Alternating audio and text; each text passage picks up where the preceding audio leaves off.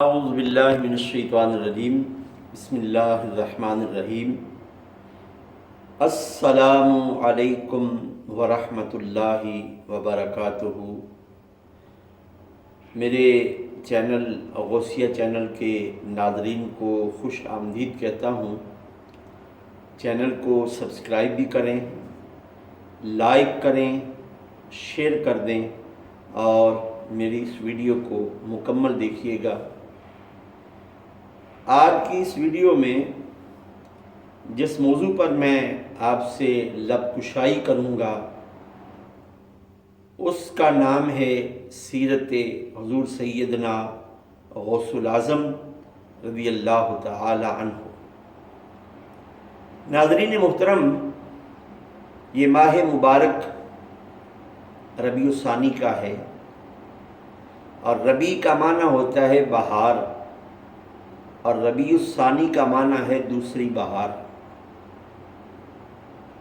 اس مہینے سے پہلے جو اسلامی مہینہ گزرا ہے وہ ہے ربیع الاول، یعنی پہلی بہار، جس بہار کے صدقے اللہ رب العزت جل وحدہ لا شریک نے اس ساری کائنات کو سجایا، یعنی سرکار دو عالم صلی اللہ علیہ وآلہ وسلم کا وجود مقدس جس نے اس ساری کائنات کو نور العلا نور کر دیا، اس لیے عشاق اسے ماہ ربیع النور بھی کہتے ہیں۔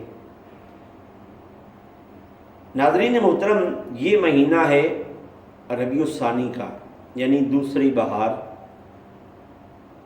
اسے دوسری بہار بھی اس لیے کہا جاتا ہے کہ غوث اعظم درمیان اولیاء، چوں محمد درمیان انبیاء۔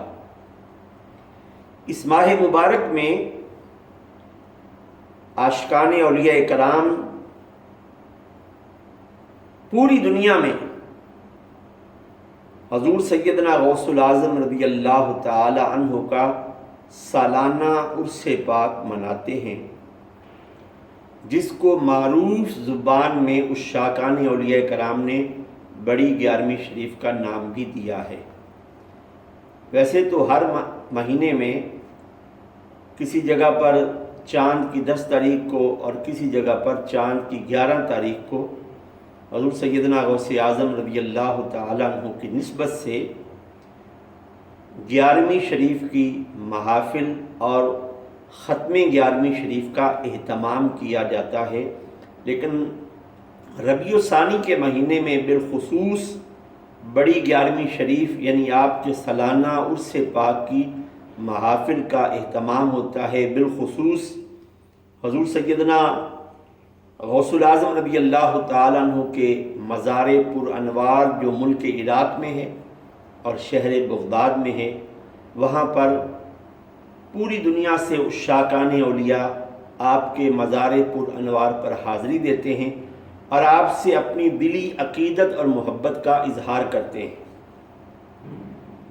11ویں شریف کے موضوع پر میری ایک مختصر سی ویڈیو میرے یوٹیوب چینل پر موجود ہے، آپ اسے سن سکتے ہیں، جسے میں نے آج ہی یعنی 7/11/22 کو آج کی تاریخ میں اسے اپلوڈ کیا ہے، جس میں میں نے مختصر بالخصوص عشاقان اولیاء کرام کو بتانے کی کوشش کی ہے کہ 11ویں شریف کی حقیقت کیا ہے۔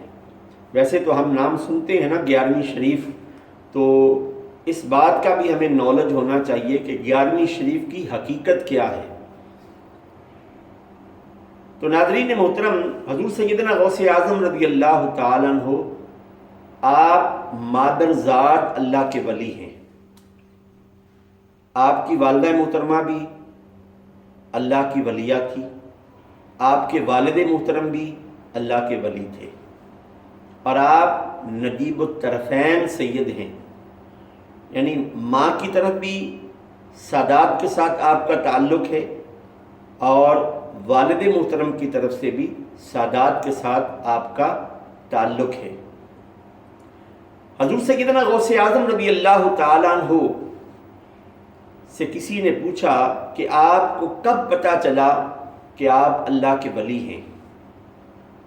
تو آپ نے فرمایا کہ جب میرا بچپن تھا تو میں ایک بیل کے ساتھ کھیل رہا تھا، اللہ رب العزت نے اس بیل کو بولنے کی طاقت دی اور وہ بولا کہ اے عبد القادر، تمہیں اللہ رب العزت نے اس کام کے لیے پیدا نہیں کیا۔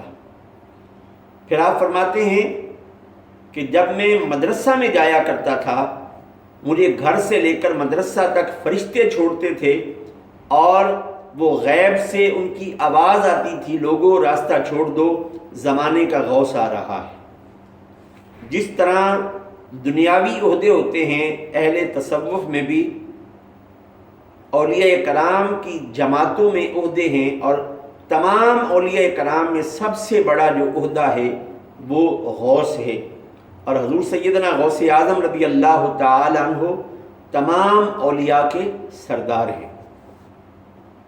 ناظرین محترم، حضور سیدنا غوث اعظم رضی اللہ تعالی عنہ، آپ کا نام تو الشیخ سید عبد القادر جیلانی رضی اللہ تعالی عنہ ہے۔ تصوف کے لحاظ سے آپ کا رتبہ غوث الاعظم رضی اللہ تعالی عنہ ہے، اور پوری دنیا کے عشاقان اولیاء کرام آپ کو اسی محبت سے غوث اعظم رضی اللہ تعالی عنہ پکار کر یاد کرتے ہیں۔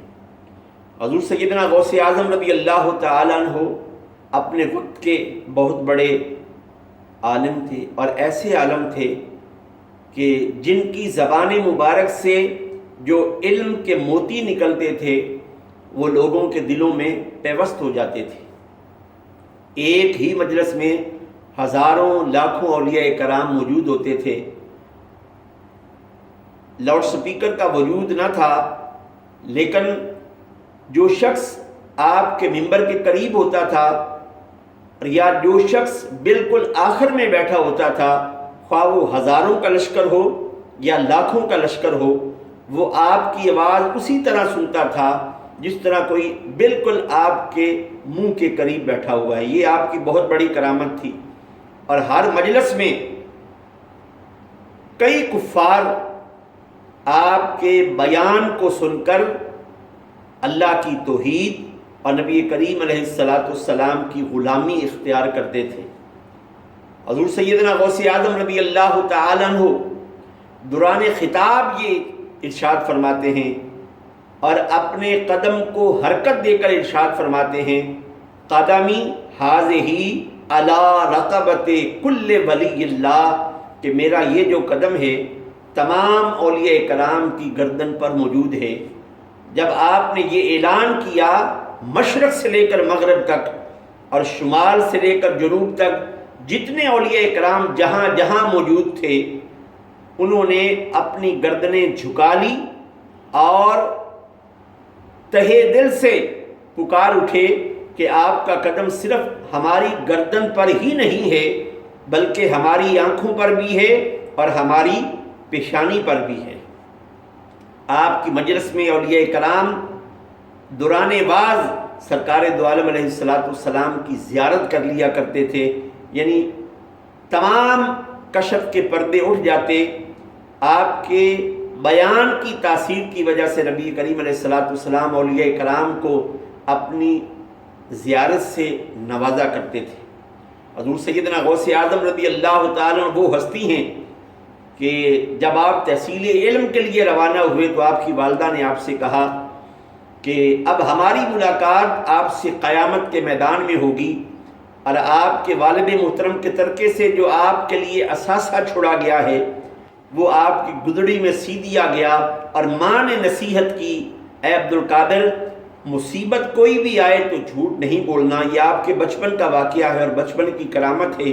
جب جنگل سے گزرے تو ڈاکوؤں نے اس قافلے پر حملہ کیا، اس حملے کے دوران لوگوں کا لوٹا ہوا مال ڈاکوؤں کے سردار کے سامنے اکٹھا ہوتا رہا، تو ڈاکوؤں کے سردار نے ڈاکوؤں سے پوچھا کہ کوئی رہ تو نہیں گیا؟ تو کسی نے کہا ایک بچہ ہے، جب بھی ہم اس سے سوال کرتے ہیں کہ تمہارے پاس کوئی چیز موجود ہے تو آگے سے جواب دیتا ہاں، وہ دل کی طرف اشارہ کرتا ہے میرے پاس سب کچھ موجود ہے۔ تو اس ڈاکوؤں کے سردار نے کہا اسے میرے پاس لاؤ۔ تو جب آپ اس ڈاکوؤں کے سردار کے سامنے آئے تو وہی سوال دہرایا گیا، آپ نے وہی جواب دیا۔ تو جب آپ کی گدڑی کو دیکھا گیا تو اس میں 40 دینار تھے جو آپ کی والدہ نے اس نصیحت کے ساتھ سی دیے کہ مصیبت آئے تو جھوٹ نہیں بولنا۔ تو ڈاکوؤں کا سردار کہنے لگا لوگ تو اپنا مال چھپاتے ہیں۔ کہا لوگ چھپاتے ہیں، میری ماں کی نصیحت تھی کہ مصیبت کے وقت جھوٹ نہیں بولنا۔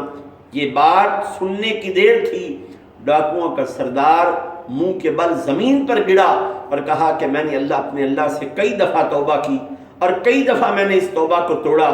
آپ نے اپنی والدہ کی نصیحت کو پلے باندھ کر جھوٹ نہ بولا، آپ اپنا ہاتھ آگے کریں۔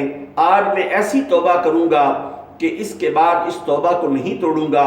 اس نے جب اپنا ہاتھ آگے کیا تو تمام ڈاکوؤں نے یہ بات کہتے ہوئے اپنے ہاتھ آگے کر دیے، اگر برائی میں تو ہمارا سردار ہے تو اچھائی میں ہم تم سے پیچھے کیسے رہ جائیں۔ تو یہ بچپن کا واقعہ ہے، جب آپ تحصیل علم کے لیے جا رہے تھے تو تمام کے تمام ڈاکوؤں نے آپ کے ہاتھ پر توبہ طائب کی۔ آپ نے ایسی نگاہ کی کہ نگاہ مرد مومن سے بدل جاتی ہیں تقدیریں، جو ہو ذوق یقین پیدا تو کٹ جاتی ہیں زنجیریں۔ نگاہ ولی میں وہ تاثیر دیکھی، بدلتی ہزاروں کی تقدیر دیکھی۔ تو آپ نے نگاہ کی، تمام کے تمام ڈاکو زمانے کے ولی بن گئے۔ تو ناظرین محترم، حضور سیدنا غوث اعظم رضی اللہ تعالیٰ عنہ کی یہ جو 11ویں شریف ہے، یہ حقیقتاً میں نے اپنی 11ویں شریف کی حقیقت والی ویڈیو میں مختصر سی وجہ بتائی ہے۔ وہ میلاد مصطفیٰ صلی اللہ علیہ وسلم کی وہ محفل ہے جو آپ پورا مہینہ کاروبار کا نفع اس محفل پر خرچ کرتے، حضور علیہ السلام کی سیرت بیان کرتے، غرباء اور مساکین کو آپ وہ تمام منافع ان پر خرچ کر دیتے اور سرکار دو عالم صلی اللہ علیہ وسلم کی سیرت کے بیان کرنے کے سلسلے میں لوگوں کو راہ ہدایت کی طرف لاتے۔ حضور سیدنا غوث اعظم رضی اللہ تعالیٰ وہ ہستی ہیں، اور وہ ایسی ہستی کہ جو روزانہ بیش بہا قیمتی پگڑی باندھتے تھے اور دوسرے دن اس کو غرباء میں تقسیم کر دیتے تھے۔ ہیرے اور جواہرات سے مرصع نالین پہنتے، دوسرے دن غرباء اور مساکین میں تقسیم ہو جاتا۔ دنیا بھر کے تاجر اپنا کپڑا لے کر آپ کی خدمت میں حاضر ہوا کرتے تھے۔ حضور سیدنا غوث اعظم نگاہ کرتے ہیں تو چور کو کتب بنا دیتے ہیں، نگاہ کرتے ہیں۔ حضور سیدنا غوث اعظم رضی اللہ تعالیٰ عنہ کی وہ بات ہمارے لیے، اور بالخصوص 11ویں شریف کا اہتمام کرنے والے جو لوگ جو نماز سے آری ہیں لیکن ہر مہینے 11ویں شریف کا اہتمام کرتے ہیں، اس کا فیض تب ملے گا جب ہم اولیاء کرام بالخصوص حضور سیدنا غوث الاعظم رضی اللہ تعالیٰ کی سیرت پر عمل کریں گے۔ آپ فرماتے ہیں کہ میں تہجد کی نماز کے لیے اٹھا، میں نے دیکھا کہ خنزیر میرے دروازے پر منہ زمین کو لگائے ایسے پڑا کہ جیسے بڑا پریشان ہے۔